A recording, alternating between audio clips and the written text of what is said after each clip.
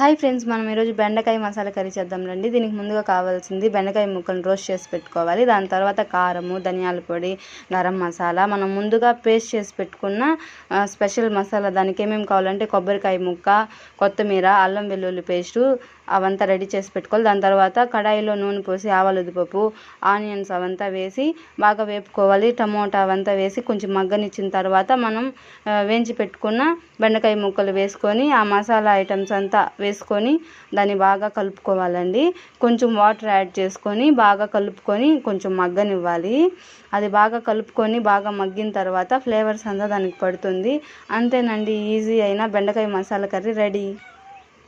Hi friends, మనం ఈరోజు బెండకాయ మసాలా కర్రీ చేద్దాం రండి. దీనికి ముందుగా కావాల్సింది బెండకాయ ముక్కలను రోస్ట్ చేసి పెట్టుకోవాలి. దాని తర్వాత కారము, ధనియాల పొడి, గరం మసాలా, మనం ముందుగా పేస్ట్ చేసి పెట్టుకున్న స్పెషల్ మసాలా. దానికి ఏమేమి కావాలంటే కొబ్బరికాయ ముక్క, కొత్తిమీర, అల్లం వెల్లుల్లి పేస్టు అవంతా రెడీ చేసి పెట్టుకోవాలి. దాని తర్వాత కడాయిలో నూనె పోసి ఆవాలు, ఉద్దిపప్పు, ఆనియన్స్ అవంతా వేసి బాగా వేపుకోవాలి. టమోటా అవంతా వేసి కొంచెం మగ్గనిచ్చిన తర్వాత మనం వేయించి పెట్టుకున్న బెండకాయ ముక్కలు వేసుకొని ఆ మసాలా ఐటమ్స్ అంతా వేసుకొని దాన్ని బాగా కలుపుకోవాలండి.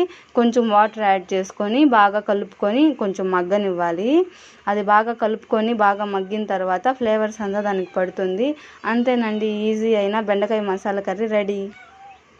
హాయ్ ఫ్రెండ్స్, మనం ఈరోజు బెండకాయ మసాలా కర్రీ చేద్దాం రండి. దీనికి ముందుగా కావాల్సింది బెండకాయ ముక్కలను రోస్ట్ చేసి పెట్టుకోవాలి. దాని తర్వాత కారము, ధనియాల పొడి, గరం మసాలా, మనం ముందుగా పేస్ట్ చేసి పెట్టుకున్న స్పెషల్ మసాలా. దానికి ఏమేమి కావాలంటే కొబ్బరికాయ ముక్క, కొత్తిమీర, అల్లం వెల్లుల్లి పేస్టు అవంతా రెడీ చేసి పెట్టుకోవాలి. దాని తర్వాత కడాయిలో నూనె పోసి ఆవాలు, ఉద్దిపప్పు, ఆనియన్స్ అవంతా వేసి బాగా వేపుకోవాలి. టమోటా అవంతా వేసి కొంచెం మగ్గనిచ్చిన తర్వాత మనం వేయించి పెట్టుకున్న బెండకాయ ముక్కలు వేసుకొని ఆ మసాలా ఐటమ్స్ అంతా వేసుకొని దాన్ని బాగా కలుపుకోవాలండి.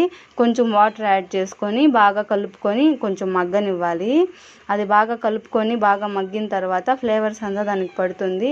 అంతేనండి, ఈజీ అయిన బెండకాయ మసాలా కర్రీ రెడీ.